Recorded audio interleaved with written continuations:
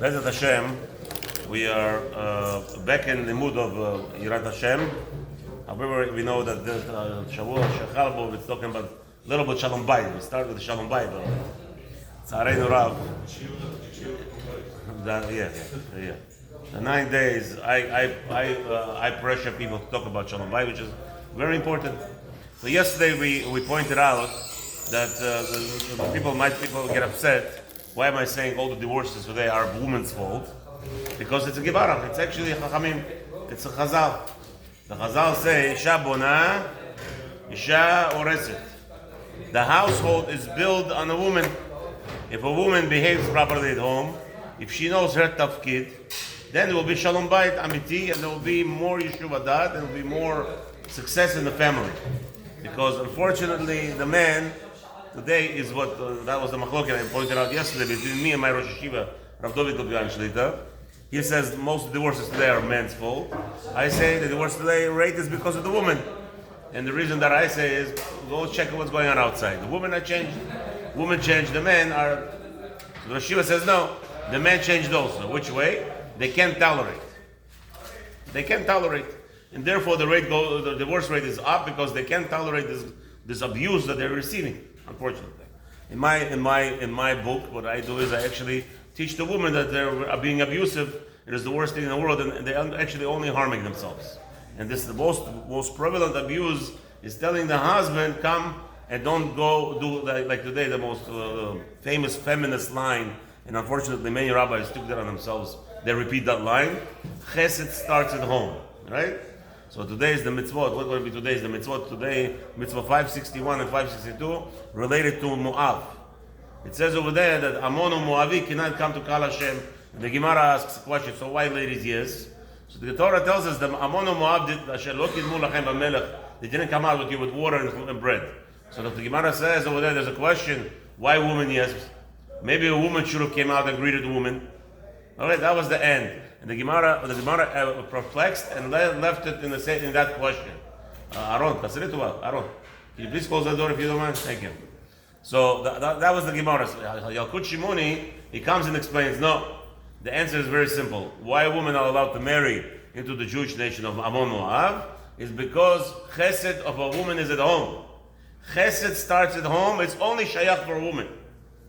Chesed starts at home, the feminist woman, and a lot of rabbis, unfortunately today, they flipped it and they're telling men, don't do chesed outside, concentrate chesed at home, which is a mistake, which is a big mistake, which is right now it's been abused, and they're telling a man, be a cleaning lady at home, when a woman doesn't even need it. People don't understand, chesed could be an avera.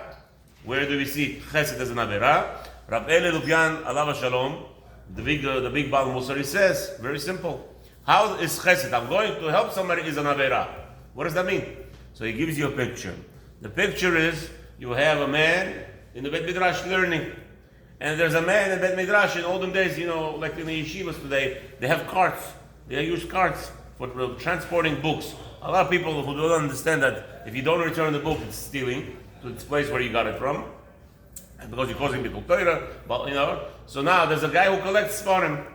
And I'm learning. Says Rav Eli Alav Shalom used to say that if the person is learning and the person who's carrying the books back to their places drops the whole tray fell down.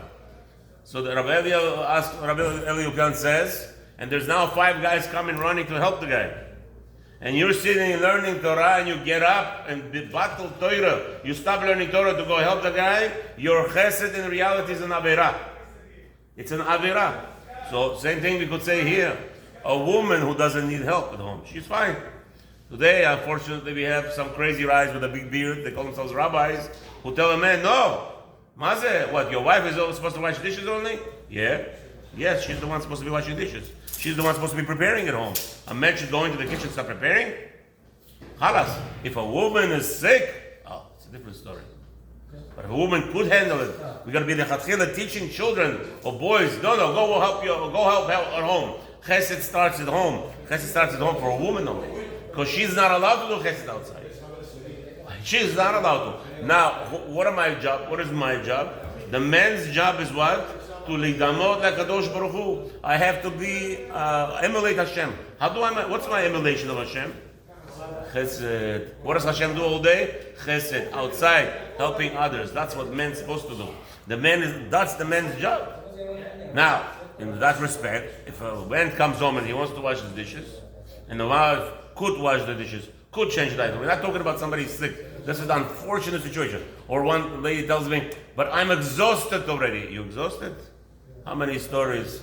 Let me ask you a question. My answer to that is very simple. If your husband is going to a meeting with Donald Trump and he's going to sign a contract, he's going to be an overseer to make sure that the Trump Tower is being built. And that's the meeting he's going to go. And you're exhausted at that meeting. Are you going to tell your husband, don't go? Come on. Reality. If a man is going to be an overseer of building of a Trump Tower, he's ranking in at least $5 to $10 million. And that meaning that you're exhausted, that you claim it to be, I promise you, you're the most exhausted. You tell your husband, go. For $5-10 million, he's going to go. Do you know how much costs one letter in Limud Torah? Do we understand that? Over there, a woman says to her husband, I'm exhausted. She's a little bit tired. She's already exhausted. Stop learning Torah. Stop everything. Come home. And that's a big shot. It's a big mistake.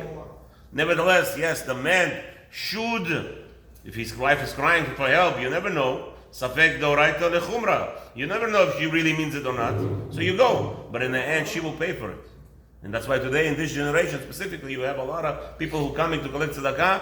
Why? Their wives almost died at birth. So many.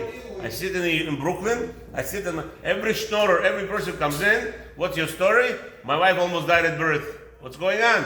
You know why? Because they're bothering their husbands when they're not supposed to. It is the most dangerous thing. A man, go learn Torah. That's what the woman's supposed to tell the man. You, go do chesed outside. Don't stop this nonsense. The chesed starts at home and therefore outside should forget it. That's what we should be discussing the 9 days, that the Shalom Bayit has to come back. The Shalom, you don't water wash Torah. You don't water wash Torah. In this generation, everything's being water washed. Why? We don't want to offend the woman. We want to be nice to them. Otherwise, we're going to lose. Do me a favor. Do me a favor. Baruch Hashem, every Shalom Bayit I get involved, not one Shalom Bayit I'm not successful. Every Shalom Bayit I get involved, I fix it. Why? Because I tell the reality. Don't pray. No, you have to be nice to the woman, otherwise they're not going to like me. Do me a favor, go fly kite. She's wrong. Again, if you hold 99 like I do, 99.9%, and I have proof upon proof. Proof up and proof, 99.9% divorce rate is because of a woman. Today's suffering. A man has to have shalom. A man has to have peace in his mind in order to make parnasah, in order to be successful in learning, in order to do proper things. The whole issue about it depends on that, and that's what the 9 days is all about. Ahavat ish l'rehu. We're not saying that a woman should be a slave to her husband. That's not true. That's not what we're saying. We're saying is what Hashem created a woman for. Expand on that. Hashem says, "Ta'aselo ezer kenegdo," and that means a wife's job is here to help her husband to emulate Hashem. And with that, we're going to start Yirat Hashem in Sefer Rabbi Amram. What's his last name? Rabbi Moshe Ambar. Okay, let's see. So Haftarat of Bereshit, he says like this. We find there something. Ko Amar El Hashem. So the Haftarah says, this is what Hashem says. Ani kiraticha b'tzedek. Right? I have called unto you with righteousness. Livkoach einayim u'irot leotzia mizgar asir. Right? To take you out from the captivity. Ve'olachati iurim b'derech lo yedua. And right? So what is this pasuk? Very strange pasuk that I will transport you or walk through with you in the path of not unknownness, of surprises, right? Nirali, so the Rabbi explains, it seems to me to Hashem self, what is the connection between these three psukim? It's to tell us on the people who are in captivity in the end of days, this is because of the avera of the heart, the einaim, I guess shmirat einaim, and the desires, right? וזה שכתוב בהפטרה זו רעות רבות ולא תשמור על העיניים. So that's what the pasuk starts with, right? Because what you're seeing, you see with your eyes the things that are not supposed to. Kol choznaim v'lo yishma al halev. So in the Odeh it tells us that your ears are hearing things they're not supposed to. ולכן מסיימים הפטרה, therefore the הפטרה באשכנזים, specifically they add עוד פסוקים, they add more פסוקים, that what? שהם מי נתן למשיסה יעקב וישראל לבוזזים. I don't know what למשיסה means.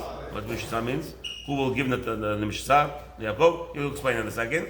וישראל לבוזזים, and the Jews who are like defiled. פירוש מסרסה הוא מרמז בבית כלו על השבויים בעוון העיניים.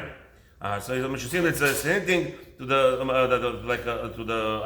place of gathering where there's a lot of sin of shmirat ha'einayim, of defiling our eyes. Ubozizim et mamonam, or ubozizim et they're just dispersing their money, beruchosham, and they're dispersing their money and all their belongings, be'avon alev, in order to fulfill their desires. There's a crazy lady. There's an ad. When I upload videos all over the place, I get an ad. What is the ad? There's a young lady. She's so thrilled. I got this phone. Go get to this company. They'll give you a loan. I got a $3,000 loan. What? Finally, I'm going to go to a vacation. I'm sugar. You're going to take a loan to go to a vacation. Do we understand what kind of nonsense is this? And they're advertising it all day. Go take a loan to go to a vacation. Shem erachem. And that's what it says over there, that this is the Hashem who are we sinning against. Rahmana litzlan. This is the 9 days we should be concentrating, obviously, on Shalom Bayit and Avad Israel, bechinam, without any reasoning. And but again, it's not going to come by talk. It's going to come by action. And what does action mean? Each person knows his tafkid. His tafkid. A woman tells me today, my tafkid, the man's tafkid is to bring money home. But so how long am I going to be wearing the pants in the house? So today, most fights today, women make more money than men, unfortunately. Why is that for? Again, this is a government program.